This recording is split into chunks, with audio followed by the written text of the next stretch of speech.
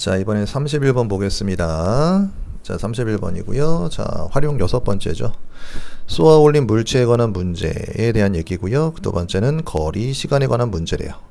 자, 속력은 시간분의 거리, 시간은 속력분의 거리 공식 하나만 외워놓으시면 될 것 같고요. 그렇죠? 자, 31번 보겠습니다. 지면에서 초속 20m로 똑바로 위로 던진 야구공이 T초의 높이래요. 자, 지면이니까 땅에서 던졌다는 얘기겠죠. 자, 던져 올립니다. 그럼 언젠간 떨어질 겁니다. 자, 그럼 시간에 따라서 높이가 계속 바뀌겠죠. 그렇죠?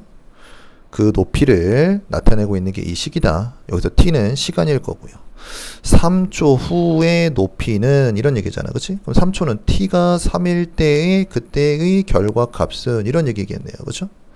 자, 그럼 t를 한번 t에다 3을 대입해 보면 마이너스 5에 3의 제곱 플러스 20에 3은 그게 높이가 k다 이렇게 얘기하고 있는 거예요. 자, 그럼 5, 9, 45니까 마이너스 45가 될 거고 얘는 60이 되면서 얼마? 15가 남겠죠? 높이는 15m입니다 라고 얘기하시면 되겠죠. 그래서 k는 15입니다 라고 푸시면 되겠습니다. 자, 넘어가서요. 자, 32번으로 가봅시다. 이번엔 사다리꼴이죠. 자, 위에 넓이에 대한 식 나와 있으니까 까먹으신 분들은 꼭 다시 한번 외워주시고요. 자, 바로 문제 보겠습니다. 자, 밑변의 길이와 높이가 서로 같은, 그죠? 밑변의 길이와 높이가 서로 같대요. 자, 얘가 x라고 한다면 높이도 x야. 이런 얘기 해주고 있는 겁니다. 자, 윗변의 길이는 5고요. 넓이가 42다. 그럼 사다리꼴의 넓이는요. 윗변, 아랫변을 더해주시고 높이를 곱한 다음에 2분의 1 하는 게 사다리꼴의 넓이죠. 얘가 42다. 이렇게 될 거야. 그치? 높이를 구하라고 했으니까 여기서 x값을 구하라는 얘기죠. 자, 정리해 보겠습니다.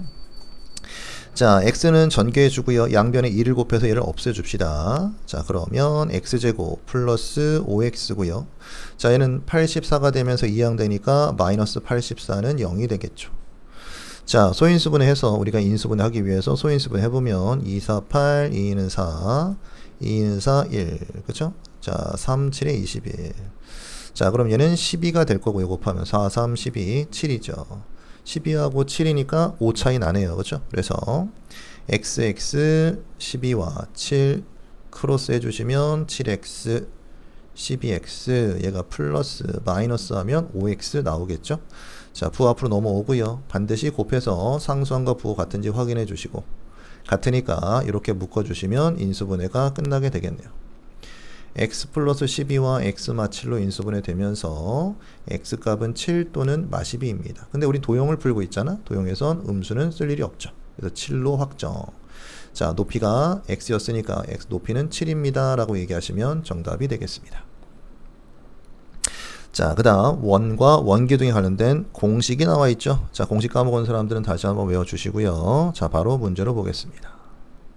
자, 다음 그림과 같은 반지름의 길이가 x인 원이 있다. 이 원의 반지름의 길이를 4cm 짧게 하였더니 그럼 요 반지름은 x 마사겠죠.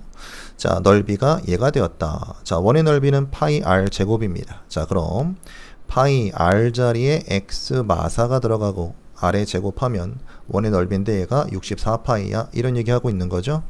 처음 원의 반지름의 길이는 x값이니까 이 방정식에서 x값을 구해주시면 되는 문제 되겠습니다. 파이 약분해 주시고요. 자, 그럼 전개할 필요 없이 x마사의 제곱은 64니까 우리가 x마사는 뿔마 8일 거고요. x는 이항해주면 플러스 4로 넘어가고 뿔마 8이니까 12 또는 마사가 되겠죠. 근데 음수는 필요 없으니까 x는 얼마? 12입니다. 원래 반지름은 10이에요 라고 구해주시면 되는 문제입니다.